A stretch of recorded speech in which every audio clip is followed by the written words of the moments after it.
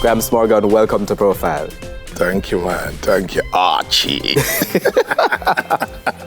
It's delightful to actually have you on set. I should say the Grammy Award-winning, part of more than 35 years in the business, part of a renowned band, Morgan Heritage, now on your own solo artist, career also skyrocketing there as well.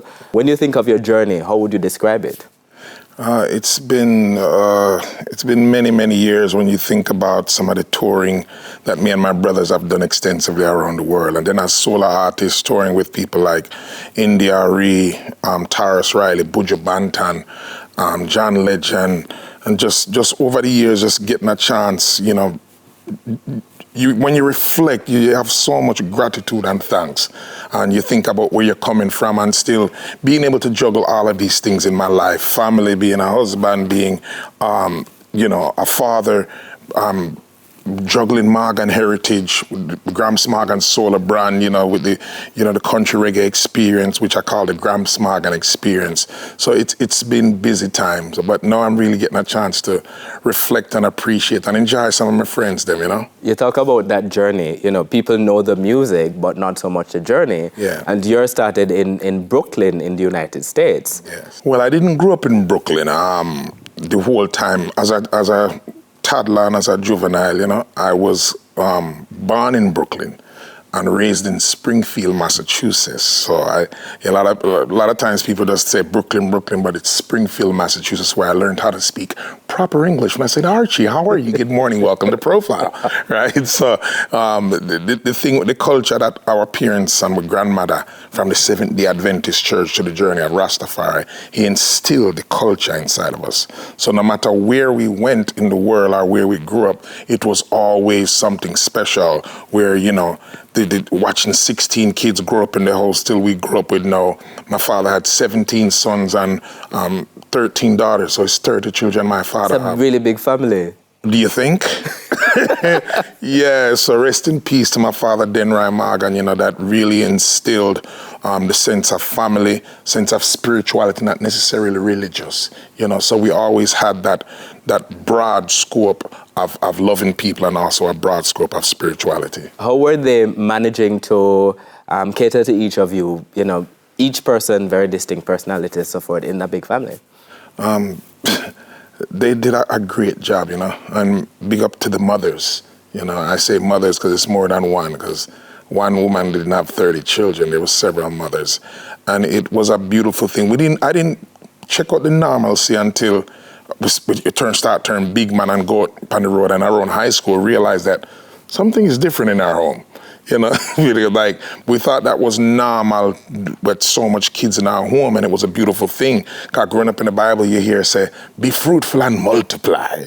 I think my father took that to the next level, but we always grew up knowing that it was a beautiful thing to have family. It's a beautiful thing to have children, but it's also another thing and responsibility to be accountable, to say, okay, I make sure I take care of all of those children.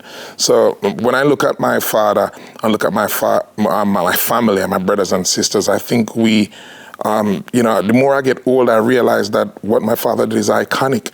Very famous in and of him, in his own right, a reggae legend. Went to the United States at probably about the age of about 20 to launch a career with a very, very famous album, I'll Do Anything For You, the title track of which in particular was, still being played all over the place. What was he like as a father?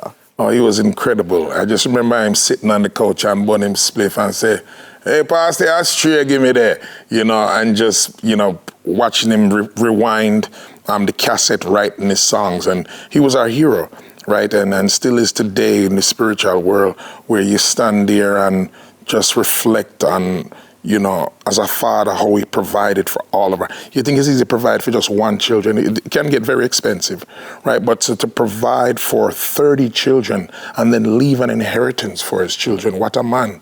You know what I mean? And like I said, as I turn a man now and start to have children of my own, I realize the magnitude of a father that my father was, in flesh. Because not only as a father, what I seen him behave as a husband and had 2 wives, you know, how he handled that, which we know that now is now not normal. But when I was growing up, a 2 madam me born come see. So I thought that was normal, but as I begin to travel the world and start to go around different people, you realize that, say, yo, we are quite the different of a family, you know? And just to reflect back on that, it just makes me have a sense of gratitude. And the pandemic really gave us a chance to really say, yo, call up your brethren where you're not talked to in so long and let them know that you missed them and you love them. Not in any particular way, but just that I miss your presence and our laughter. And the pandemic showed us that. I always tell people, say, we also learned to value toilet paper much more than we did before. So in the sense of now reflecting and looking at people like my father, looking at people like Bobby Digital, who are no longer here with us in flesh, you say, man, those guys were some great, great men. And my father in particular is like, wow, as a father, yeah, Daddy, you did that. Being responsible for his family was very important to him. Yeah. But what was he saying to each of you about the importance of family? It was everything. Family was everything. And that was his upbringing, growing up in Clarendon, in Amoko, Tread Light. You know, that was his thing when you talk about the upbringing of the Seventh-day Adventist Church. That is my father foundation, and then he's continued to grow spiritually, not religiously. Because religiously, he probably would have been still stuck in the church or still going to church. But he started to grow and started, you know, discover that when you reach America and see people, the Christian church and the Baptist church and then Muslim church, and then you have Buddhists and all these different ways of life. And it just a thing where he just continued to grow and grow and grow.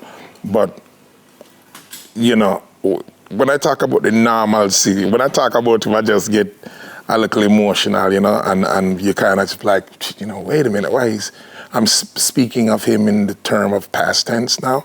So it's really something that, yeah, I think we need to take a break. We are going to take a break now on Profile. My guest is the Grammy Award-winning Roy Gramps Morgan, solo artist, but also of the award-winning reggae band Morgan Heritage. And we're back with you on the other side of these messages.